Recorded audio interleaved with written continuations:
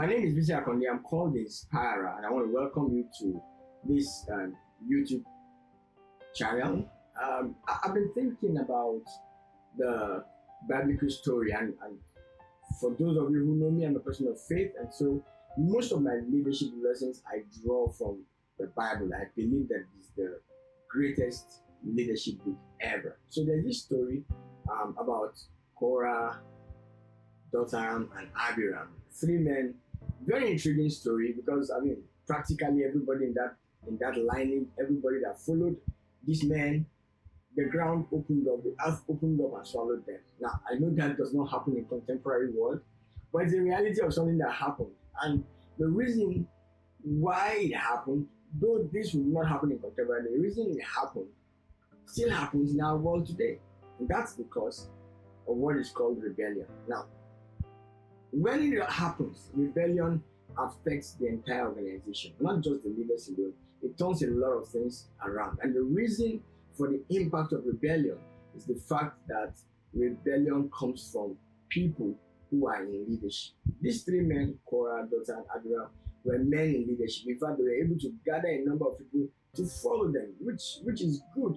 They are leaders, as it were. They could influence people, but in this sense, the influence was negative. Now, I know that sometimes when you want to change things, you need someone who is rebellious, who can go against the norm and bring things that are different into the organization. However, when rebellion is against the organization, against leadership, then it doesn't follow a system that gives us the kind of results that we want to have. We can have rebellion against the way we do things, we have rebellion against the things that we do, but we must not have rebellion against the organization or against the people who lead the organization.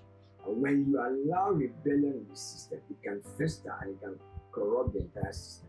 One way to deal with rebellious leadership is to identify it quickly and then take action immediately. Just identify it early, and then take action quickly.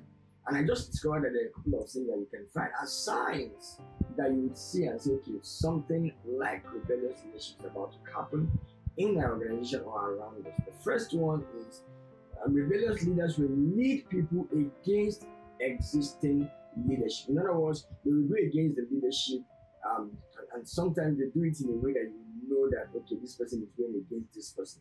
You see, in life, we deal with issues, we don't deal with people. We don't go against people. This is what Korah stood up, raised people, and they went against their leader Moses, not because Moses was even wrong, but because they just wanted to go against him. And that would not help the organization, because it creates a system where we stand against each other. And when we are standing against each other, we don't allow the organization to stand well. The second thing you discover is that such leaders will often question and criticize existing leadership in public rather than in private. And this is often because their aim is not correction. The criticism that brings correction is good for everyone. It's good for the organization, it's good for the leader, because it helps us to grow. But when criticism is not for correction, when it becomes for competition, or it becomes for us to consume some other person, then criticism becomes bad. Criticism can be positive, it can also be negative. But when it is negative, usually people stand up or leaders stand up and question existing leaders in public because they want it to look like they are better than those people. The third thing is that you would see leaders accusing others of what they themselves are guilty of.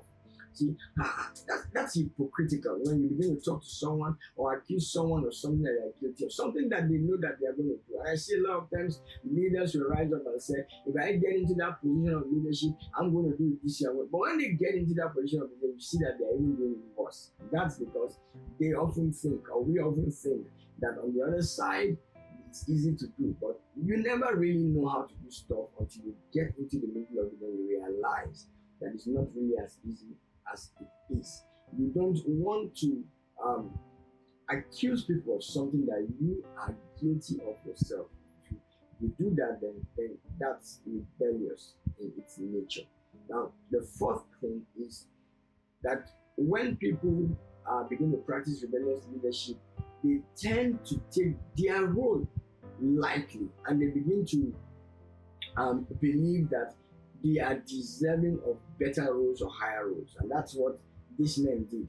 They thought that, okay, where they are, the role that they are playing is not strong enough. But you see, the truth is that our eyes must be on the big picture. Our role is whatever it is we can do to make the big picture what it should be. We should not begin to desire a role that is not ours, or begin to look at somebody else's role and wanting to have it. Oh, if only I could be the ED, if only I could be the. Those things don't really matter as much. What matters most is you playing your role in the bigger picture to ensure that the goal is achieved. Now, one other sign that you see, which I call the fifth one, is that they begin to compete and create a negative environment in the organization. Now, environments matter. The kind of environment we create will determine what grows in an organization. If we create a negative environment, then it's easy for negative seeds to begin to grow and fester in that organization. That's what rebellious leaders do. They engineer a negative environment, and they cause others to begin to work with this attitude, because attitude will kind of spread. Attitude has a way of being contagious. People pick it up. And when there's a negative attitude in the system, when there's an environment that's negative, others pick it up, and before you know what's happening, it pollutes the entire organization. See? Now, the real reason I did this teaching or I did this study is because I want to check myself and be sure that I don't have a rebellious spirit working in me as a leader. And that's why I put this together, so that you can also look at these 5 things and ask yourself some critical questions. Do I find any of this in me? So it's not about us now pointing our fingers at someone else. It's about us looking at ourselves. Because if you don't identify it early so that you can correct it quickly, what it does is that it festers and then begins to corrupt the organization from the bottom. Right? And rebellion is not good. It doesn't help any organization. It doesn't help any leader. It definitely will not help you. So what do? Let's identify it early and correct it quickly.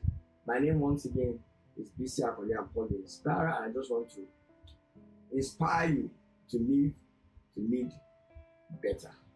Thank you.